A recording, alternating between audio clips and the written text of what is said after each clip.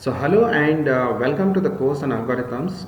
In the previous classes, we have seen so what are an algorithm, what are efficient algorithms, why do efficient algorithms matter, so what is the criteria based on which we decide whether an algorithm is efficient or not efficient. So now that we know how to decide whether an algorithm is efficient or not, in this class, in this set of next few videos, we will look at some problems and consider various algorithms for it and try to analyze the algorithm and see which ones are efficient, which ones can be used in real life, which are not very efficient, hence cannot be used in real life. So let's first start with one problem. The problem that we are considering in the next few videos will be it's very similar to the one that all of you know, which is known as Fibonacci sequence, where f of n is defined as f of n minus 1 plus f of n minus 2, and the Fibonacci sequence is initialized with f of 0 is equal to 0 and f of 1 is equal to 1. So in this set of videos, we are not looking at computing exactly the Fibonacci sequence, but what I want to compute is the Fibonacci sequence modulo 10.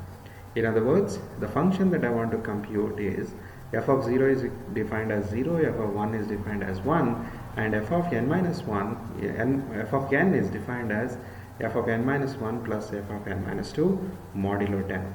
So we want to look at few algorithms, easy ones to implement and see whether they are efficient, and eventually build some algorithms which can actually compute this f of n for very large values of n. Let's get started with the first algorithm.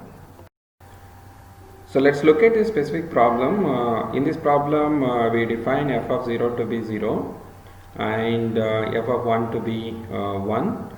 And f of n is recursively defined as f of n minus 1 plus f of n minus 2 modulo 10.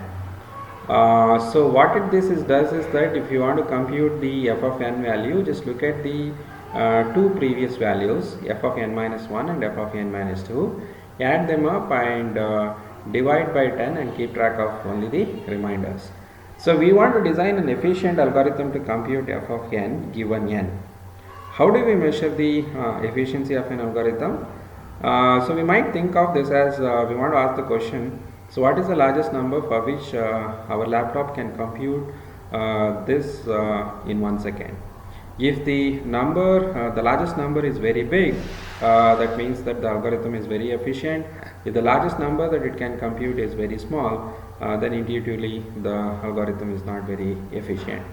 Let's look at a simple algorithm based on recursion which will compute this. So let's look at this recursion. So if n is smaller than 2, return n. If n is 0, it will end up returning 0. If n is 1, then it will end up returning 1. Otherwise, we will recursively compute n minus 1, then you recursively compute n minus 2.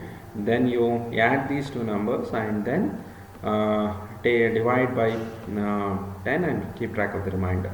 Thus basically taking the modulo operation. This is a very simple algorithm, very easy to implement, but is this algorithm efficient? So what is the largest number for which this algorithm will compute the correct answer in 1 second on your computer? I tried running this code.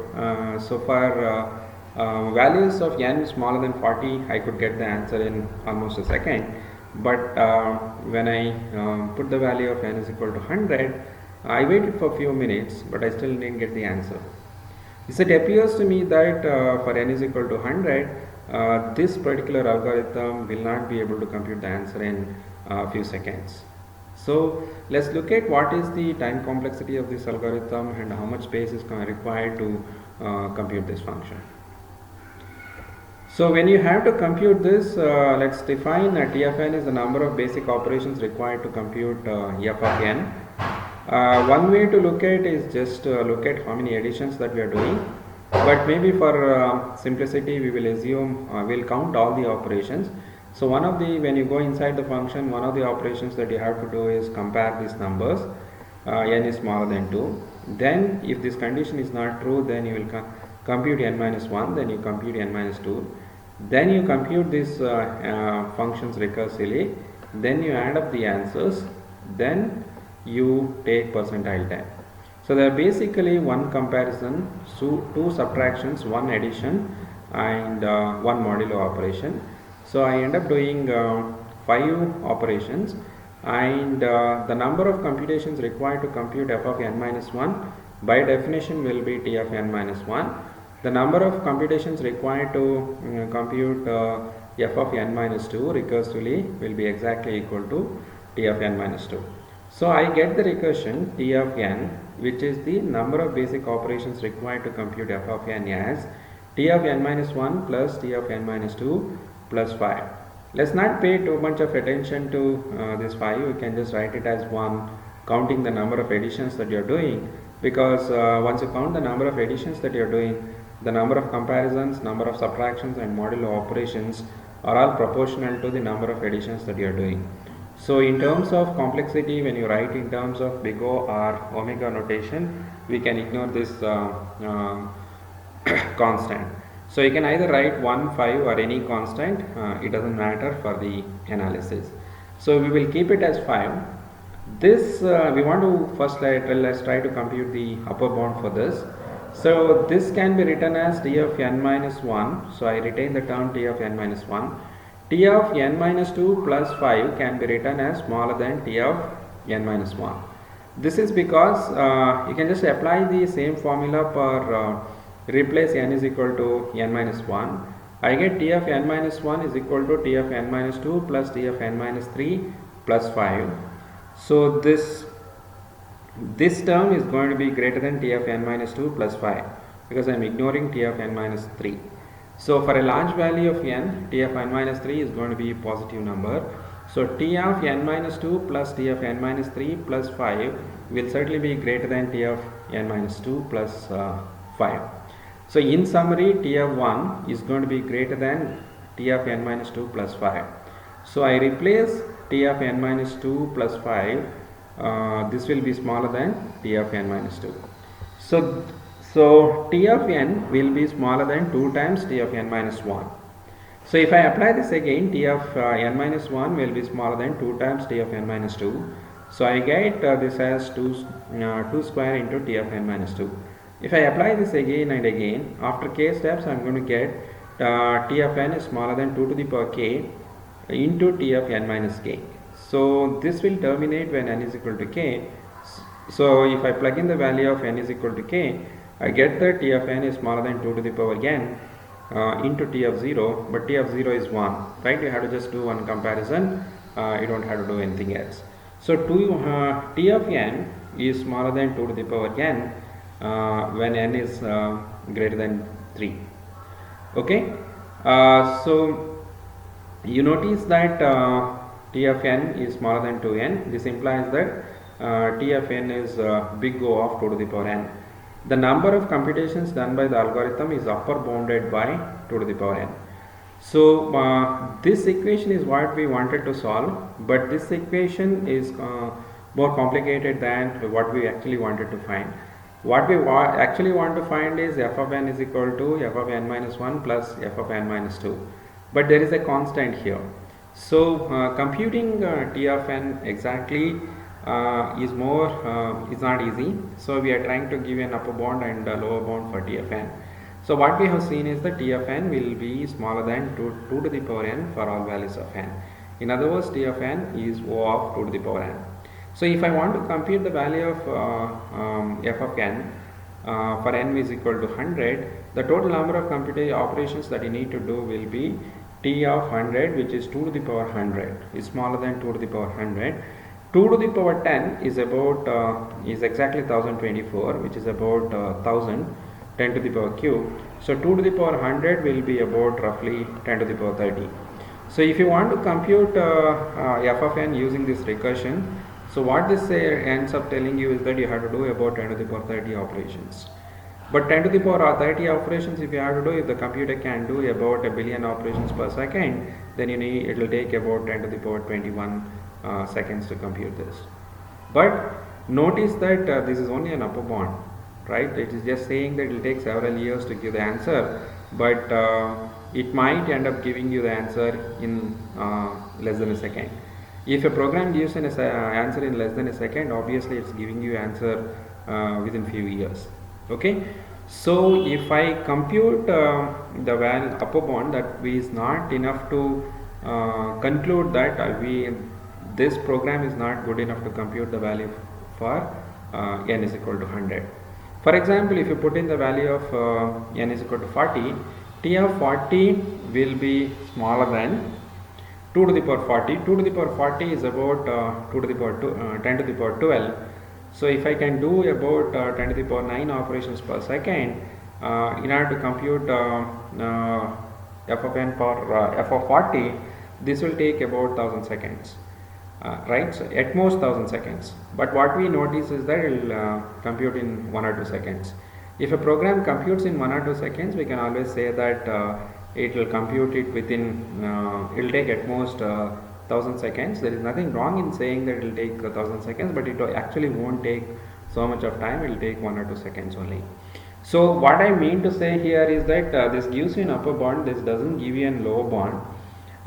So this doesn't give us enough information that you cannot compute f of 100 using this algorithm. So let's try to compute the lower bound for this. In order to compute the lower bound, I can write t of n, which is t of n minus 1 plus t of n minus 2 plus 5. This will be greater than t of n minus 2 plus t of n minus 1 plus t of n minus 2. Because I am writing a greater here, so 5 is greater than or equal to 0. So this can be written as t of 2 into t of n minus 2, because t of n minus 1 is always going to be greater than t of n minus 2. T is an increasing function, because if you want to find f of n minus 1, you need to do more number of operations than computing it for t of n minus 2. Because in order to compute t of n minus 1, first you have to compute t of n minus 2. So t of n minus 1 is always going to be greater than t of n minus 2. So if I apply this again, so I get that it will be 2 square into t of n minus 4. If I apply that again, if I just replace n is equal to n by 2, so what I am going to get is that this number is going to be greater than 2 cube into t of n minus 6. If I continue this after k steps, what we will get is that t of n is greater than 2 to the power k into t of n minus 2k. This recursion will terminate when n is equal to 2k or k is n by 2. If I plug in the value of k is equal to n by 2, what I get is t of n is greater than 2 to the power n by 2 into t of 0. T of 0 is 1, so t of n is greater than 2 to the power n by 2. So since t of n is greater than 2 to the power n by 2, so we write t of n is equal is omega of 2 to the power n by 2. T of n is O of 2 to the power n, but it's omega of 2 to the power n by 2. In summary, T of n is smaller than 2 to the power n, but it's slightly greater than 2 to the power n by 2. If I plug in the value of n is equal to 100, T of 100 will be greater than 2 to the power 50, which is greater than 2 to the power 15. So if I use a computer which can do 10 to the power 9 operations per second, this in order to compute f of 100, so what this equation is actually telling us that you will end up doing 10 to the you need 10 to the power 6 seconds. 10 to the power 6 seconds, if you convert to days, it will be at least 10 days. So using the simple recursive algorithm, if you want to compute f of 100, then we need at least 10 days to compute f of 100. Okay. So this algorithm is not very efficient, because it fails to compute the correct answer for any n which is greater than 40 within a second. So we need efficient algorithm to do this. Before we conclude, let's also for clarity, let's look at what is the amount of space that this algorithm requires.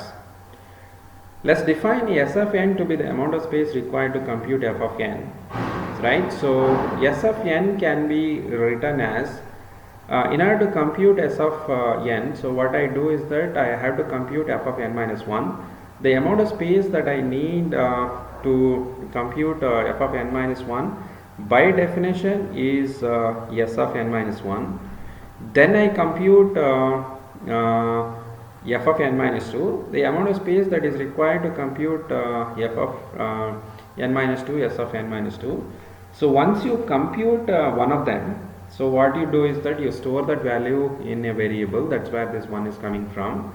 And let's say that if you first found s of f of n minus 1, use the space of s of n minus 1, you found an answer, you kept it in a location, then you can reuse all the space now, because after you compute s of n minus 1, you need to just remember the answer, but the entire space can be used again.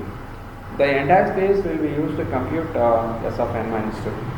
So the total amount of space that I need will be exactly equal to s of n minus 1 plus 1. If you solve this recursion by repeatedly applying the same equation, you see that s of n is equal to exactly n. So n is both the lower bound and upper bound for the space, so I can write s of n is equal to theta of n. So in summary, this algorithm it takes exponential time. The lower bound is 2 to the power n by 2, upper bound is 2 to the power n. So this algorithm is called as exponential time, and it takes linear space, right? Space is not an issue here, but the time is a major issue. For n for values greater than 40, this algorithm cannot compute the answer in less than a second. So if you want to compute this function for large values of n less than million, then we need more efficient algorithms. This algorithm will not be able to do. So in the next class, we will see how to design such algorithm.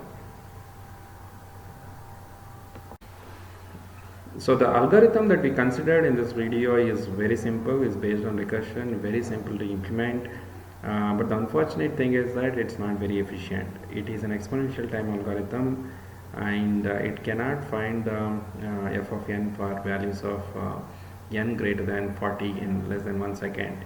If you want to compute f of 100, it takes few days.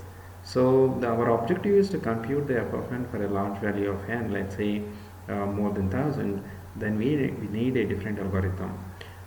We will exactly study such an algorithm in the next video.